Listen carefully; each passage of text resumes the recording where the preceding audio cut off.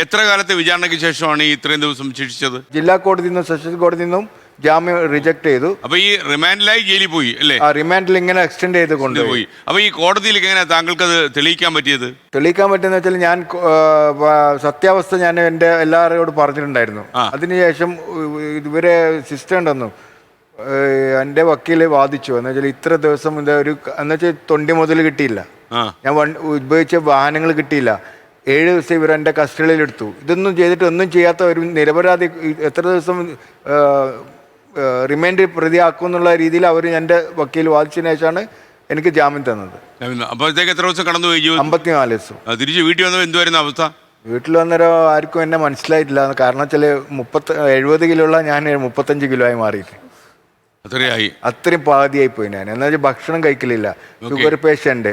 അവിടുത്തെ ഭക്ഷണം എന്ന് വെച്ചാൽ ജയിൽ ഭക്ഷണം എനിക്ക് പിടിക്കുന്നില്ല. രാവിലെ ചപ്പാത്തി, ഉച്ചക്ക് ചോറ്, ആ ചോറിനെ അവിടെ വെച്ചിട്ട് വേണം രാത്രി കറിയിട്ട് കഴിക്കണം. ഞാൻ ഒരു കാര്യോട് ചോദിക്കട്ടെ, താങ്കളെ പിടിച്ച ആ ചക്കരകളിലെ സബ് ഇൻസ്പെക്ടറും പാർട്ടികളും ഉണ്ടല്ലോ, ആ സബ് ഇൻസ്പെക്ടർ സ്വമേധയാ നിഷ്കളങ്കമായി വിശ്വസിച്ചാണോ താങ്കൾ തന്നെയാണ് പ്രതി, അതോ മറ്റാർക്കെങ്കിലും വേണ്ടി അയാൾ വിടുപണി ചെയ്യായിരുന്നു?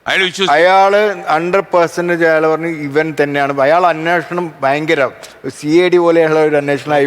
അങ്ങനെയുള്ള ഒരു എന്തെങ്കിലും അയാളെ ബോധ്യപ്പെടുത്താൻ പറ്റിയോ? തീർച്ചയായും ബോധ്യപ്പെട്ടിട്ടുണ്ടോ? അയാൾക്ക് ബോധ്യപ്പെട്ട് ഞാൻ ഇറങ്ങുന്ന സമയത്തും അയാളടുത്ത് ഞാൻ ഒരു ദിവസം ഞാൻ ജാമ്യം കിട്ടുമല്ലോ, കിട്ടിക്കഴിഞ്ഞാൽ ഇതിൽ വീക്കിലി പോയി ഒപ്പിടണം സ്റ്റേഷനിൽ.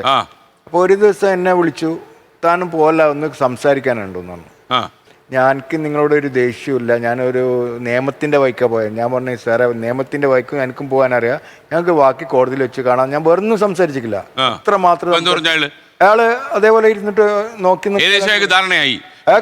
പിന്നെ നിങ്ങൾ കോടതി പോയോ ഇയാൾക്കെതിരായിട്ട്? ഇല്ല, ഇതുവരെ പോയിട്ടില്ല. ഞാൻ എൻ്റെ ഹൈക്കോടതിയിലേക്ക് ഇത് ഫയൽ ചെയ്തിരുന്നു, എന്ത് എൻ്റെ മാനനഷ്ട കേസ്. അതിപ്പോ ഈ ജനുവരിയിൽ 7-ാം തീയതി അതിന്റെ ജഡ്ജ്മെന്റ് വന്നിട്ടുണ്ടായിരുന്നു. താജിനെ കുറിച്ചൊരു പുസ്തകമൊക്കെ എഴുതിയല്ലേ? ആ പുസ്തകം എഴുതിയ ആളെ ഞാൻ കണ്ടു. അപ്പോൾ താങ്കൾ നല്ല കാര്യമാണ് ചെയ്തത്. അപ്പോൾ ഓക്കെ, ആ പുസ്തകം ഇങ്ങോട്ട് വന്നേ. അപ്പോൾ എന്താണിത്? സ്റ്റോളൻ നെക്ലസ് അല്ലേ? ഓക്കെ, ഇംഗ്ലീഷ് പുസ്തകമാണ്. അപ്പോൾ ആൾക്കാർക്ക് വായിക്കാൻ പറ്റുന്ന പുസ്തകമാണ്. ഞാനിത് ചെയ്തത് ബിക്കോസ് ഇത് വലിയ ന്യൂസ് ആയിരുന്നു. എനിക്കൊരു ഏജന്റ് ഉണ്ട് ഡൽഹിയിൽ. അപ്പോൾ പുള്ളിയാണ് പറഞ്ഞത് ഇത് ഭയങ്കര ഒരു കഥയായിരിക്കും എന്ന് പറഞ്ഞു. അപ്പോൾ അങ്ങനെയാണ് ഞാൻ താജുദ്ദീനെ മീറ്റ് ചെയ്തത്. എനിക്കൊരു ലക്കുണ്ടായി. ഞാൻ എറണാകുളത്താണ് ബേസ്ഡ്. താജുദ്ദീൻ കോവിഡിൻ്റെ സമയത്ത് എറണാകുളത്ത് വന്ന് സമയം കിട്ടി. നമ്മൾ ഒരു 5-6 മണിക്കൂർ എല്ലാ ദിവസവും ഇങ്ങനെ സംസാരിച്ചുകൊണ്ടിരിക്കുമായിരുന്നു. അങ്ങനെയാണ് ഈ ബുക്ക് നമ്മൾ ഞാൻ താങ്കളെ എന്തായാലും ഷെൽവിൻ ചെയ്തത് നല്ല കാര്യമാണ്. കാരണം ഈ ഒരു ദുരനുഭവം ആർക്കും ഉണ്ടാകരുത്.